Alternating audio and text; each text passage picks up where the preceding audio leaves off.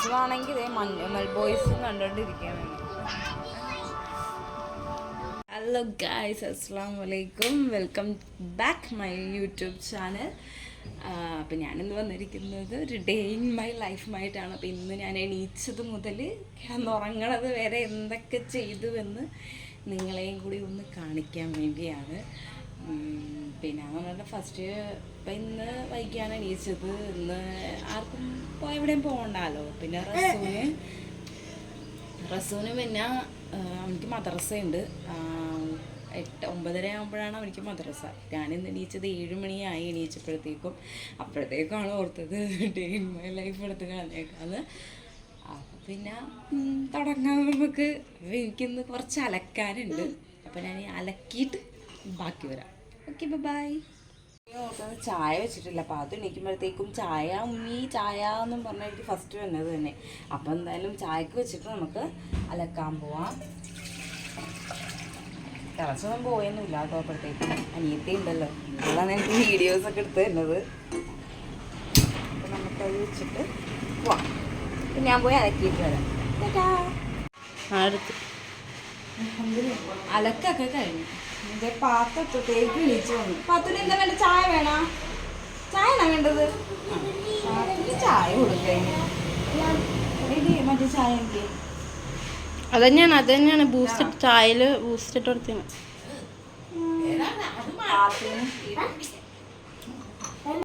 അവനിക്ക് ബ്രേക്ക്ഫാസ്റ്റ് ഇപ്പം വേണ്ടാന്ന്, അവൻ വന്നിട്ട് കഴിച്ചോളാമെന്നും പറഞ്ഞുകൊണ്ട് അവൻ പോയി. അപ്പം ഞാനിപ്പോൾ എല്ലാം കഴിഞ്ഞു. ഇച്ചിരി ചായ എനിക്ക് കുടിക്കണം. അപ്പം ഞാൻ ഇച്ചിരി ചായ കുടിക്കട്ടെ കേട്ടോ. നല്ല ചുടുക്കൈസ്. റസു മദ്രസയിൽ പോകാനുള്ള തിരക്കിലാണ്. പിന്നെ എണീച്ചത് നേരം വൈകിയാണല്ലോ. അപ്പോഴത്തേക്കും ബ്രേക്ക്ഫാസ്റ്റ് ഉണ്ടാക്കാൻ പറ്റിയില്ല. ഞാനപ്പോൾ ഇടിയപ്പവും ഇറച്ചിക്കറി ഉണ്ടായിരുന്നു ഇന്നലത്തെ. അപ്പോൾ ഇറച്ചിക്കറി ഇടിയപ്പം ഉണ്ടാക്കാമെന്നാണ് വിചാരിച്ചത്. അപ്പോഴത്തേക്കും അനിയൻ പത്തിരിയായിട്ട് വന്ന്. അവൻ പറഞ്ഞു പത്തിരി മതിയെന്നും പറഞ്ഞിട്ട് പത്തിരിയായിട്ട് വന്നു. എപ്പോഴും പുട്ട്, ഇടിയപ്പവും, ഭൂരി അങ്ങനെയൊക്കെ തന്നെയല്ലേ. പത്തിരി ഉണ്ടാക്കലൊന്നും നടക്കാൻ ആരുമൊന്നുമില്ല. എനിക്ക് ഭയങ്കര മടിയാണ് പത്തിരി ഉണ്ടാക്കാനൊക്കെ. അപ്പോൾ പത്തിരി എന്ത് ചെയ്തു, പുറത്തുനിന്ന് വാങ്ങിച്ചു. അപ്പോൾ പത്തിരി കണ്ടപ്പോൾ മുതൽ ആദൂനും പാത്തൂനും വേണം, അപ്പം തന്നെ വേണം. കഴിക്കാനൊന്നുമല്ല, കഴിക്കുകയൊന്നുമില്ല. ആ ഒരു ഇഷ്ടം കണ്ടപ്പോൾ ഉള്ളൊരു ഇത്. കഴിക്കുകയൊന്നുമില്ല. അങ്ങനെ നിൽക്കണം. പാത്തു എന്താ വേണ്ട? അപ്പം വീണാ ചായ വീണാ? ആഹാ, ചായ കുടിക്കാം നമുക്ക്. ചാറ്റ കൊടുത്തേ, ഞങ്ങൾ ചായ കുടിച്ചിട്ട് വരാം. അപ്പം ഞങ്ങൾ ഈ ഭക്ഷണം കഴിക്കട്ടെ. എനിക്ക് ബ്രെഡ് മതിയായിരുന്നു. ഞാൻ ബ്രെഡ് കഴിക്കുന്നു. പാത്തൊക്കെ കഴിച്ചിട്ടാ.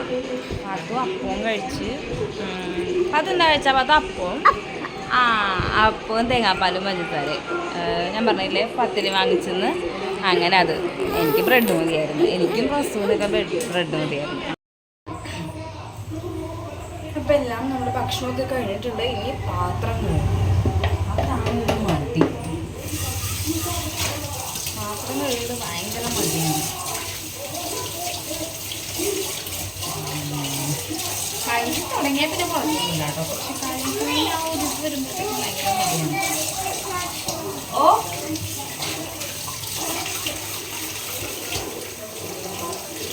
ചട്ടാ എങ്ങനെയാണ്?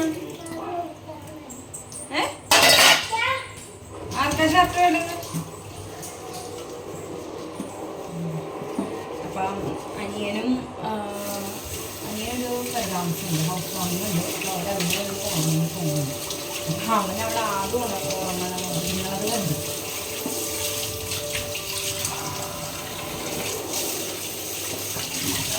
അതാണ് വന്ന് പറഞ്ഞത്.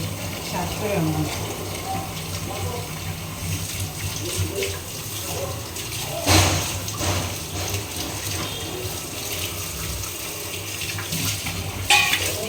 പണിയെന്ന് പറഞ്ഞിട്ടുണ്ടെങ്കിൽ ചോറ് വെക്കണം. പിന്നെ കറി ഇറച്ചിക്കറി തന്നെ, ചിക്കനാണ്. ഇറച്ചിക്കറി വെക്കണം. ചിലപ്പോൾ നെയ്ച്ചോറായിരിക്കാം, എനിക്കറിയില്ല. രാവിലത്തെ മാത്രം ഞങ്ങളാണ് കേട്ടോ. പിന്നെ ഉച്ചക്കൊക്കെ ഉമ്മ ചേർക്കുള്ളൂ അടുക്കളയിൽ. രാവിലത്തെ ആ ഒതുക്കും ചേർക്കുന്നവർക്ക് നമ്മൾ തന്നെ.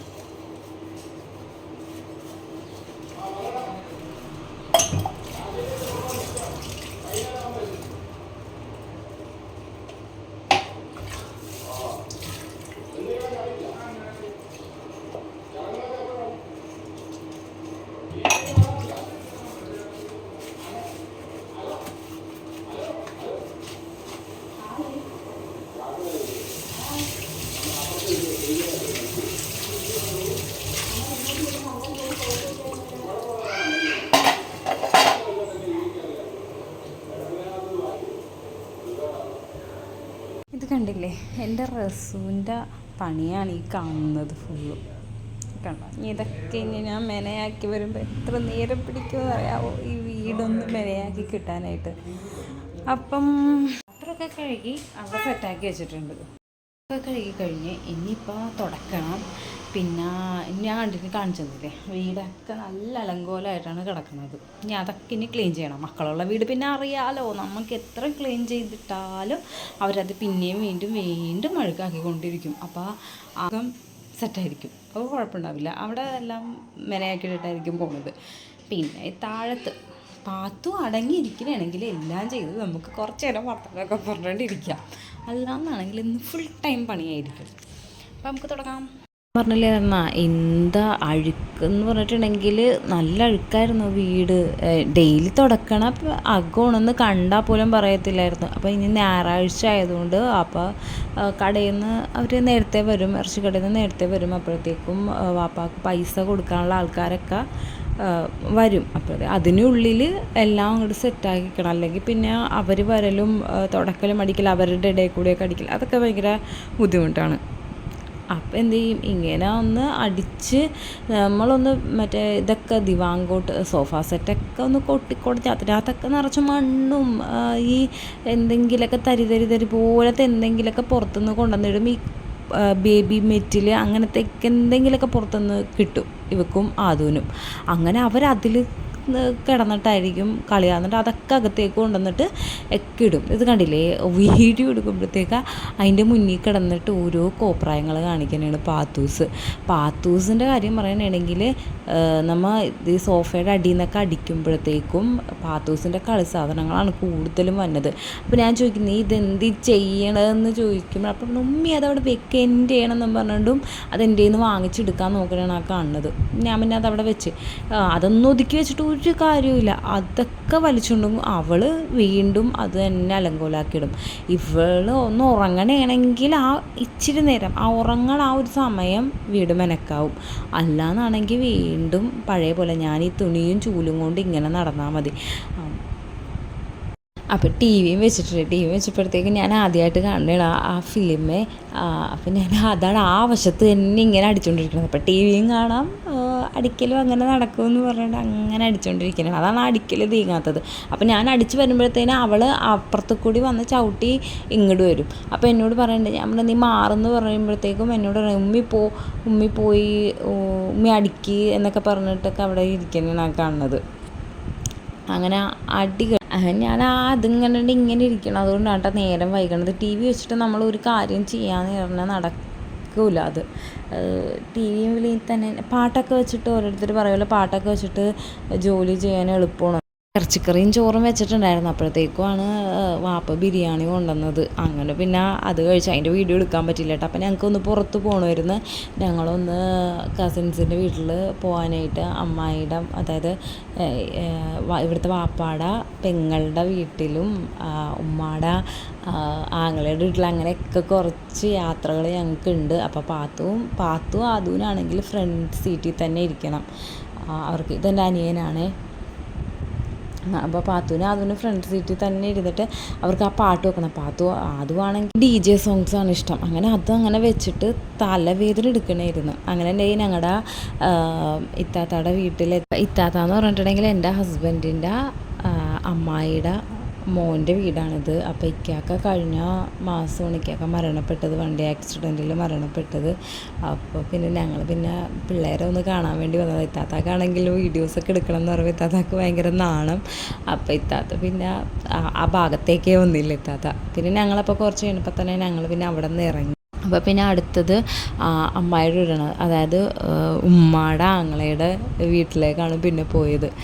അപ്പോൾ ഇതൊരു യൂട്യൂബറാണ് കേട്ടോ. അവൾ യൂട്യൂബ് തുടങ്ങിയിട്ടേ ഉള്ളൂ. അപ്പോൾ ആദംസ് വേൾഡ് എന്നാണ് യൂട്യൂബിൻ്റെ പേര്. അപ്പോൾ എല്ലാവരും സപ്പോർട്ട് ചെയ്യണേ.